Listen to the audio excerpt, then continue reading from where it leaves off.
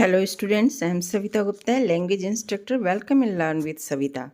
आज इस वीडियो में हम क्लास 9th की इंग्लिश बुक बी हाइव की पोएम विंड के क्वेश्चन आंसर को कवर करेंगे। तो who is the poet of the poem wind? इस कविता विंड के कवि कौन हैं? The poet of the poem wind is Subramanya Bharati. तो सुब्रमण्या भारती इस कविता विंड के कवि हैं। How does the poet want the wind to come? कवि चाहता है कि हवा कैसे बहे, किस तरह से चले। The poet wants the wind to come softly. कवि चाहता है कि हवा धीरे धीरे मंद गति से बहे। Why does the poet request the wind to blow softly? तो कवि विंड से, हवा से क्यों रिक्वेस्ट करता है कि वो मंद गति से बहे? Because when the wind blows softly, कवि ऐसा निवेदन हवा से इसलिए करता है क्योंकि जब हवा मंद गति से धीमे धीमे बहती है, it's harmless and relaxes the nature.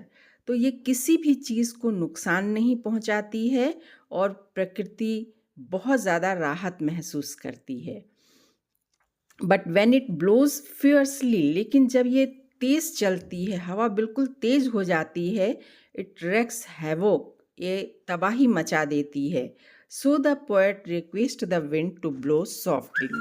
इसलिए कवि हवा से निवेदन कर रहा है कि वो धीमे धीमे मंद गति से बहे। What should the wind not break? हवा को क्या नहीं तोड़ना चाहिए? The wind should not break the shutters of the window. हवा जब तेज़ चलती है तो खिड़कियों के दरवाज़ों को तोड़ देती है। तो कवि कह रहा है कि हवा को खिड़कियों के जो दरवाजे हैं, शटर हैं, उसे तोड़ना नहीं चाहिए, नुकसान होता है। What should the wind not throw down? तेज़ हवा चलती है तो कुछ चीज़ें नीचे गिर जाती हैं। तो क्या चीज़ें जो हैं हवा को नीचे नहीं गिरानी चाहिए? The wind should not throw down the books from the shelf. Shelf में रखी किताबों को नीचे नहीं गिरानी चाहिए हवा को, तेज हवा को। What did the wind do to the books? तो हवा जब तेज चलती है तो किताबों के साथ क्या होता है? The wind has blown so fiercely that books placed on the shelf has fallen down and their pages have been torn off and scattered on the floor. तो हवा जब बहुत तेज़ चलती है तो शेल्फ पे रखी सारी किताबें नीचे गिर जाती हैं। तेज़ हवा के कारण उनके पन्ने फट जाते हैं और सारे पेज जमीन पर बिखर जाते हैं। What should the wind not scatter? तो हवा को क्या नहीं फैलाना चाहिए ज़मीन पर? The wind should not scatter the papers on the floor. हवा इतनी तेज़ नहीं चलनी चाहिए कि ज़मीन पर पूरे कागज़ बिखर जाएं। What does the wind do in the first stanza? इस कविता के पहले स्टेंजा में हवा क्या क्या करती है? The wind breaks the shutters of the window. तेज़ चलने वाली हवा जो है वो खिड़कियों के दरवाज़ों को तोड़ देती है। स्केटर द पेपर्स, ज़मीन पर पन्नों को फैला देती है। Throws down the books from the shelf, shelf में रखी किताबों को नीचे गिरा देती है। It also tears of the pages of the books, नीचे गिरी हुई किताबों के पन्नों को फाड़ देती है। एंड ब्रिंग्स हैवी रेनफॉल, और साथ ही तेज बारिश भी ले आती है।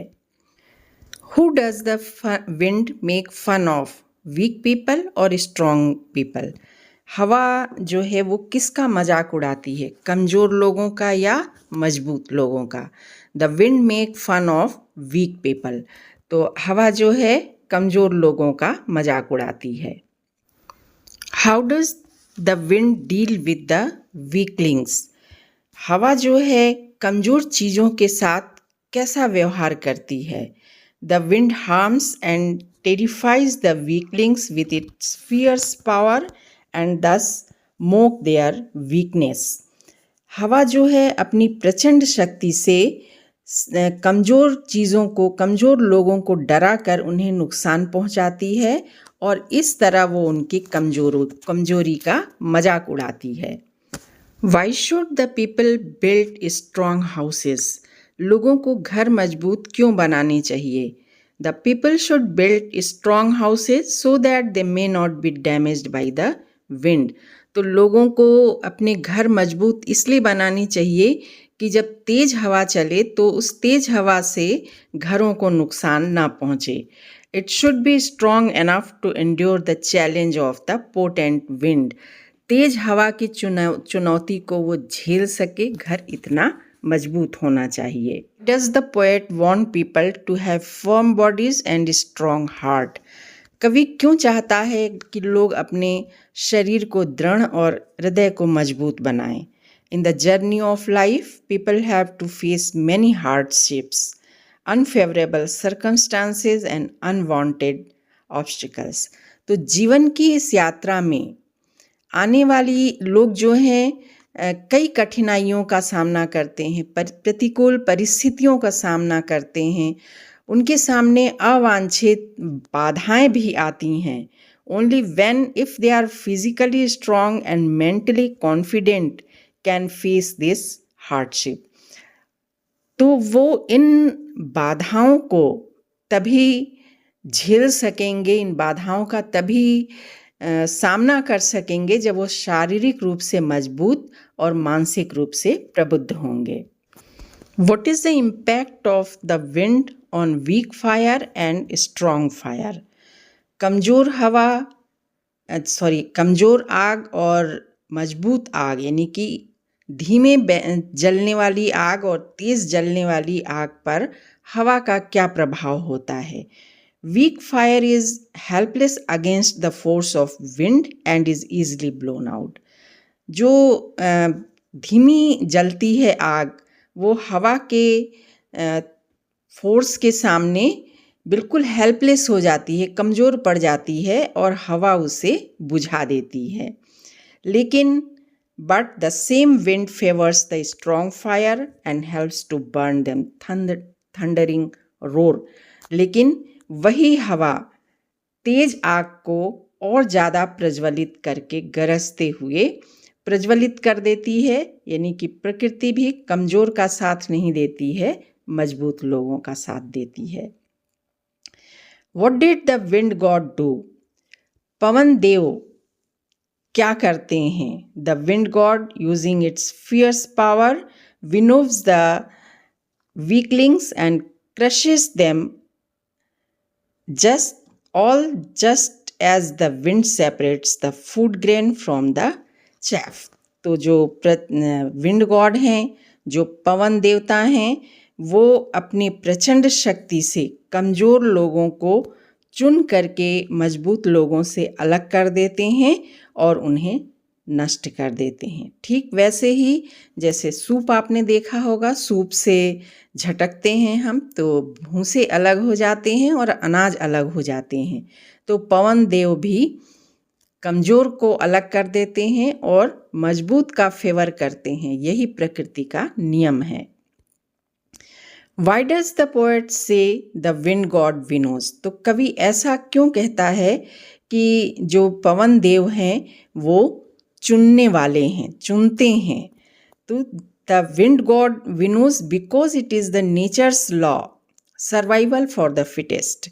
तो विंड गॉड को चुनने वाला इसलिए कहा जाता है क्योंकि ये प्रकृति का नियम है, सर्वाइवल फॉर द फिटेस्ट। प्रकृति में जो फिट है वही सर्वाइव करेगा, वही विकसित होगा, वही पोषित होगा। So the wind god separates the weak ones from the strong ones, like the chaff from the sap is separated from the grain and crush them all. तो विंड गॉड भी कमज़ोर चीज़ों को मजबूत चीज़ों से अलग करके नष्ट कर देते हैं, ठीक उसी तरह जिस तरह से सूप के द्वारा अनाज को भूसों से अलग कर दिया जाता है। What is the symbolic meaning of wind in context of human life? मानव जीवन के संदर्भ में हवा का प्रतीकात्मक अर्थ क्या है? In context of human life, the destructive wind symbolizes the hardship, problems and obstructions in the life of people. मानव जीवन के संदर्भ में जो विनाशकारी हवा है वो लोगों के जीवन में आने वाली कठिनाइयों, समस्याओं और बाधाओं का प्रतीक है. Just as buildings have to face a strong wind, people also have to endure difficulties and problems in life. जिस तरह इमारतों को तेज हवाओं का सामना करना होता है, उसी तरह लोगों को भी जीवन में कठिनाइयों और समस्याओं का सामना करना होता है. ये एक सिंबॉलिक पोएम है. तो यहाँ पर बिल्डिंग तभी सरवाइव करेगी जब उसके अंदर तेज हवा को सहन करने की क्षमता हो. इसी तरह मनुष्य भी इस लाइफ में तभी सरवाइव कर पाएगा जब वो चुनौतियों का सामना करने के लिए शारीरिक और मानसिक रूप से तैयार हो. What does the poet ask us to do? कवि हमें क्या करने के लिए कहता है? तो परिस्थितियों को देखते हुए the poet wants us to realise the true nature and the power of the wind. परिस्थितियों को देखते हुए कवि चाहता है कि हम हवा की असली प्रकृति को और उसकी शक्ति को पहचानें. He advises to build strong houses. वो हमें सलाह देता है कि हम अपने घरों को मजबूत बनाएं. The doors of the houses must be closed firmly. घर के दरवाजे मजबूती से बंद रखें. We must be physically and mentally strong because the wind supports the stronger one. Symbolically अगर देखा जाए तो हमें शारीरिक और मानसिक रूप से मजबूत होना चाहिए, क्योंकि हवा जो है यानी कि जो कठिन परिस्थितियां हैं, जो लाइफ की चैलेंजेस हैं, वो सिर्फ उनको सपोर्ट करती हैं जो मजबूत होते हैं, बाकियों को नष्ट कर देती हैं. What should we do to make friend with wind? तो जब हवा इतना मजबूत है तो हमें उससे फ्रेंडशिप कर लेना चाहिए. भाई, मजबूत के साथ फ्रेंडशिप करेंगे तो हम भी सुरक्षित रहेंगे. तो फ्रेंडशिप करने के लिए क्या करना चाहिए? Friendship exist and thrives among equals. तो मित्रता है जो वो बराबरी के लोगों में ही निभती भी है और पनपती भी है. We can be friend with the wind only by becoming as strong as the wind is. तो हवा से मित्रता उसी स्थिति में हो सकती है जब हम हवा के जितने ही शक्तिशाली हों. Means if we are physically and mentally strong, we can embrace it as a friend. कहने का तात्पर्य ये है कि जब हम शारीरिक और मानसिक रूप से मजबूत होंगे तभी हम हवा को एक दोस्त की तरह अपना लेंगे. या यूं कह लें कि अगर हम कमज़ोर हुए तो वही हवा हमें नष्ट कर देगी. Just as we have to build a strong house and fix the door firmly. ठीक वैसे ही जैसे घरों को मजबूत होना चाहिए और दरवाज़ों को मजबूती से बंद होना चाहिए ताकि हवा उसे नुकसान ना पहुंचा सके. What does the wind symbolizes? तो इस कविता में हवा किस चीज़ का प्रतीक है?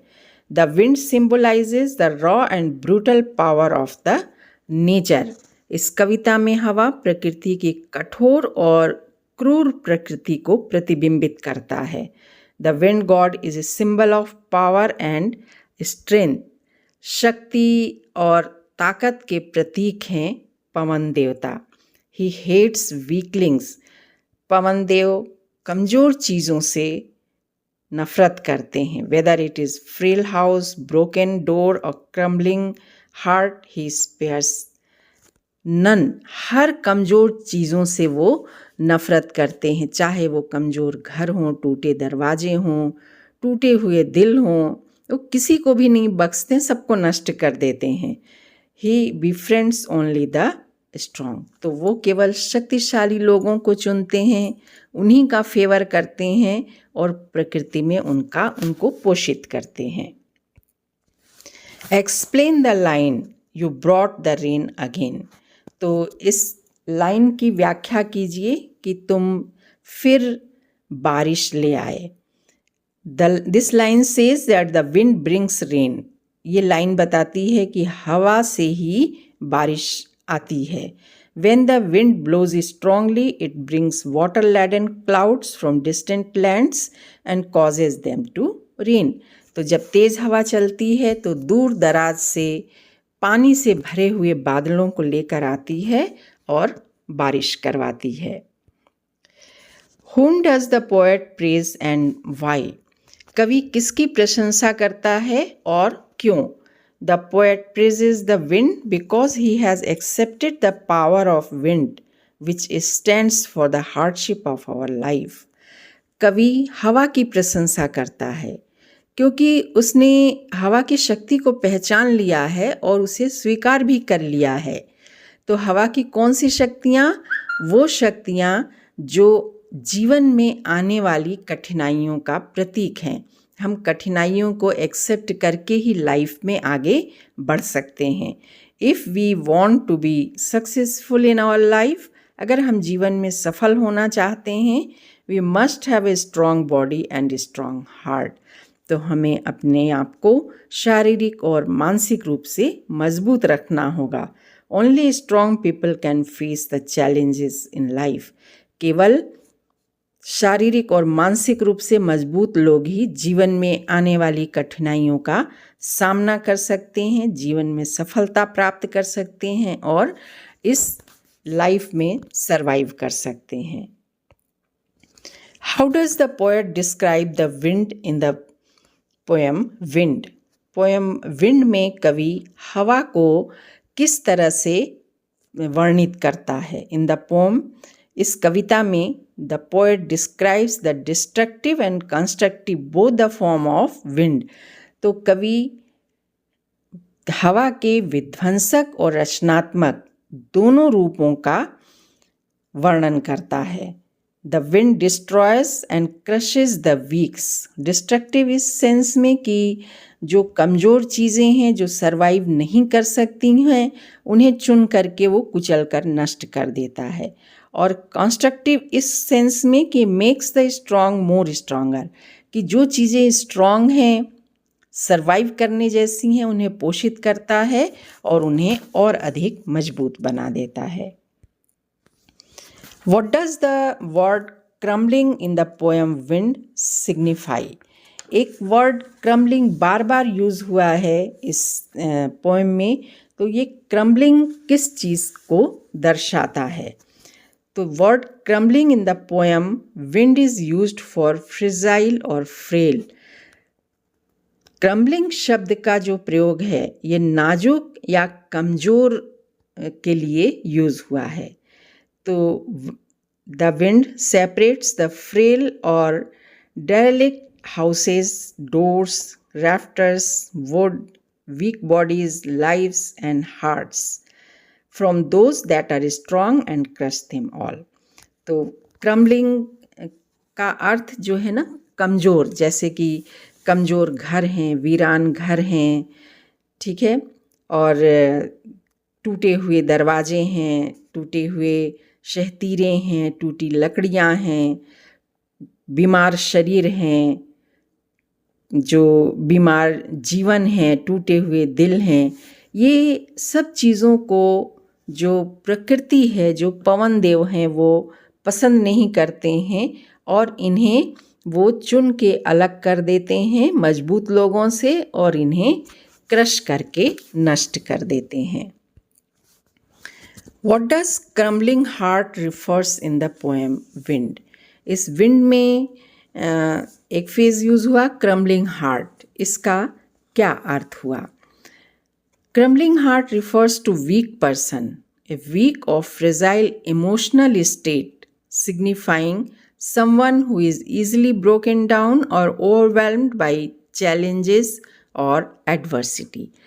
तो किस चीज़ का ये प्रतीक हो रहा है? तो क्रम्बलिंग हार्ट जो है एक कमज़ोर व्यक्ति का प्रतीक है।